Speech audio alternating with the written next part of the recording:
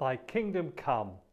It runs this year from the 13th to the 23rd of May, from Ascension Day to Pentecost.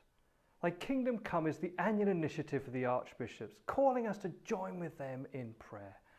We're called to pray for the evangelisation of our nation, for hearts and lives to turn to Christ, for minds and wills to live for Christ. We are called, therefore, to pray the will and purpose of God. He too longs for our nation to follow Christ. But will God listen? Is God influenced by our prayers? Prayer doesn't change God's character. That is unchangeable. It doesn't change his ultimate purpose, a renewed relationship with all men and women.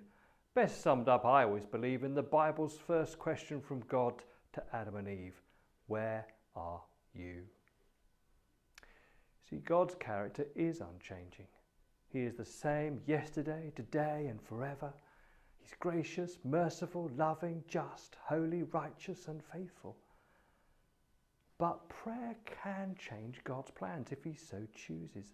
That is the way he may fulfill his unchanging character and unchanging purpose, a renewed personal relationship with every man and woman.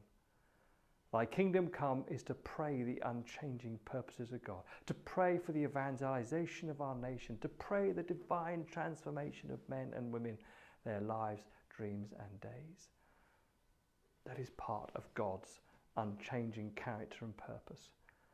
So I ask you to join with me in this year's Thy Kingdom Come, 13th to 23rd May, from Ascension Day to Pentecost. To pray for 5 people you know, whom you long to share in that renewed personal relationship with our unchanging God. To pray on your own, to pray in groups, look out for more details of when and where, and to pray each day, pray for 5. And when you pray, remember these wise words of the late Scottish pastor Andrew Murray.